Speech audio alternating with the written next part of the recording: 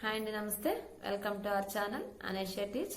ఈరోజు మన ఛానల్లో ఈరోజు సొరకాయ పకోడీ చేసి చూపిస్తానండి. అది మీరు కూడా ట్రై చేయండి. సొరకాయ పకోడీకి ఇంత సైజు సొరకాయ తీసుకోండి. ఈ సొరకాయ కొంచెం కరివేపాకు, garam masala powder 1/2 table spoon తీసుకోండి. ఒక పచ్చిమిర్చి, చిటికెడు పసుపు, దాంతోపాటు ఈ టేబుల్ స్పూన్ తో కార్న్ ఫ్లోర్ తీసుకోండి. 3 టేబుల్ స్పూన్లు తీసుకోవాలి. అలాగే ఇదే టేబుల్ స్పూన్ తోటి బియ్యం పిండి ఒక 3 టేబుల్ స్పూన్ తీసుకోండి. ఒక 1/2 టేబుల్ స్పూన్ కారం, రుచికి సరిపడగా ఉప్పు. ఈ ఇంగ్రీడియంట్స్ ఉంటే మనం సొరకాయ పకోడీని ఈజీగా ప్రిపేర్ చేసుకోవచ్చు.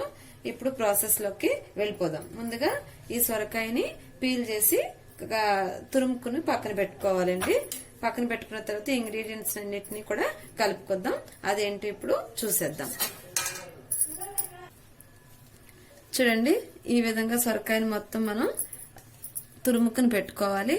తురుముకున్న తర్వాత దీంట్లో ఉన్నటువంటి వాటర్ కంటెంట్ ఏదుందో అది మెత్తగా మొత్తం ఇలా అని పిండేయండి.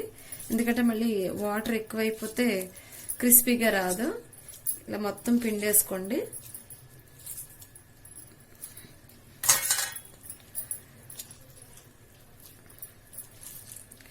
చాలా ఈజీ స్నాక్ ఐటమ్ ఇది. ఇంట్లో ఈ వెజిటేబుల్ ఉంటే చాలు, ఈజీగా మనం చేసుకోవచ్చు. బియ్యం పిండి, కార్న్ ఫ్లోర్ ఎలాగో ఇంట్లో ప్రతి ఇంట్లోనూ ఉంటూ ఉంటది. శనగపిండి లేకపోయినా గానీ ఇలా మనం పకోడీని చేసుకోవచ్చు. పిల్లలకి ఈజీగా మనం స్నాక్స్ చేసి పెట్టచ్చు. అలాగే సొరకాయ అంటే తినరు కదండి చాలా మంది పిల్లలు. ఈ విధంగా మనం చేసి పెట్టినట్టయితే పిల్లలు ఈజీగా తింటారు, ఇష్టంగా కూడా తింటారు. ఈ వాటర్ మళ్ళీ పడేయద్దు, అవసరమైతే దీంట్లో కలుపుకోవడానికి ఉంచుకోవచ్చు.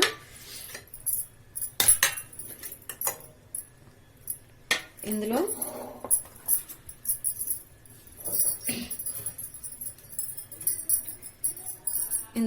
3 టేబుల్ స్పూన్ కార్న్ ఫ్లోర్ వేస్తున్నా నేను.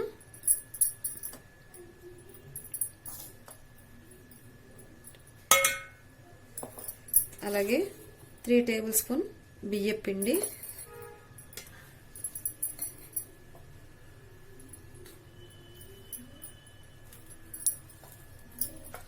ఒక పచ్చిమిర్చి కట్ చేసి పెట్టుకున్నాం కదా, కట్ చేసి పెట్టుకున్న పచ్చిమిర్చి, గరం మసాలా, చిటికెడు పసుపు, కొత్తిమీర, కరివేపాకు ఇవి మొత్తం ఇందులో వేసేయండి. అలాగే కొద్దిగా కారం, రుచికి సరిపడగా సాల్ట్. వీటన్నిటిని నీళ్లు పోయొద్దు.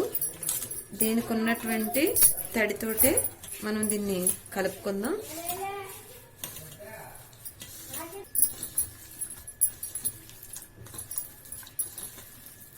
ఇప్పుడు ఒకసారి ఉప్పు సరిపోయిందో లేదో చూసుకోండి. ఇప్పుడు సరిపోకపోతే ఈ టైంలోనే ఉప్పు మనం వేసుకోవచ్చు అన్నమాట.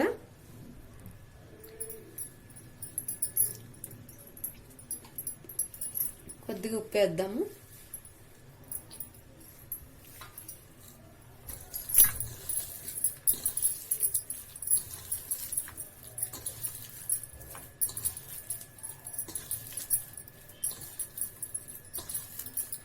ఈ విధంగా కలిపి పెట్టుకోండి. కొత్తిమీర ఉంటే కొత్తిమీర కూడా వేసుకోవచ్చు.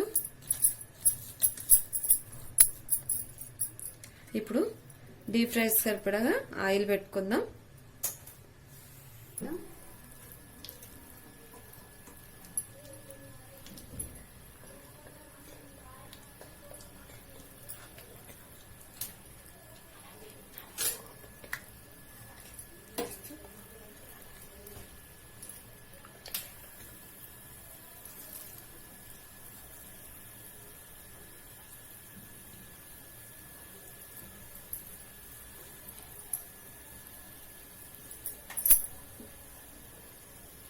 ఆయిల్ హీట్ అయింది. మెల్లగా కొంచెం సిమ్లో పెట్టుకుని, అంటే మీడియంలో పెట్టుకోండి, సిమ్లో కాదు మీడియంలో పెట్టుకుని కొద్ది కొద్దిగా పిండి ముద్దలు తీసుకుంటూ ఇలా పకోడీలాగా వేయండి. చిన్న చిన్నగా వేయండి.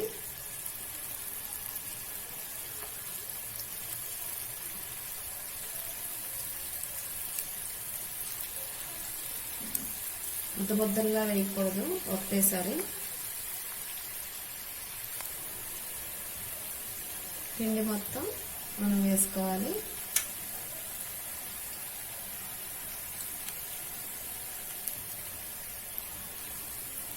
దీంట్లో శనగపిండి కావాలనుకుంటే శనగపిండి కూడా వేసుకోవచ్చు, ఏం పర్వాలేదు. శనగపిండి కూడా ఒక 2 టేబుల్ స్పూన్స్ వేసుకోవచ్చు. శనగపిండితో ట్రై చేసుకుంటా ఉన్నారు, శనగపిండితో కూడా ట్రై చేసుకోవచ్చు.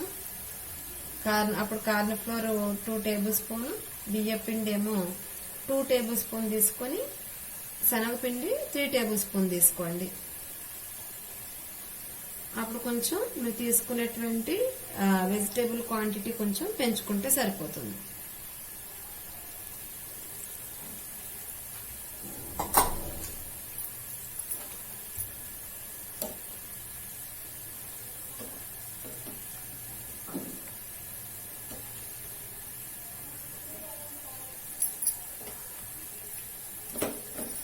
స్లోగా ఇలా టర్న్ చేసుకోండి ఇవన్నీ.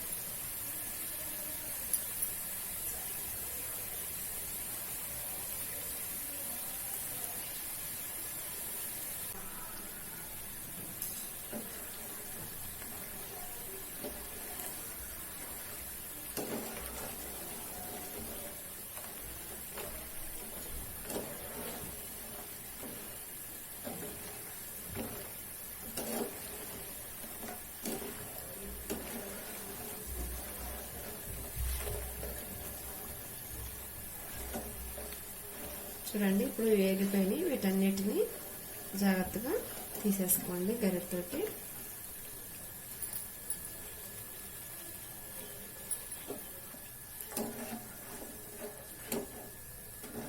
ఈ విధంగా ఒక టిష్యూ పేపర్లోకి తీసుకుంటే ఎక్సెస్ ఆయిల్ ఏదైతే ఉందో అదంతా కూడా అబ్జర్వ్ చేస్తుంది.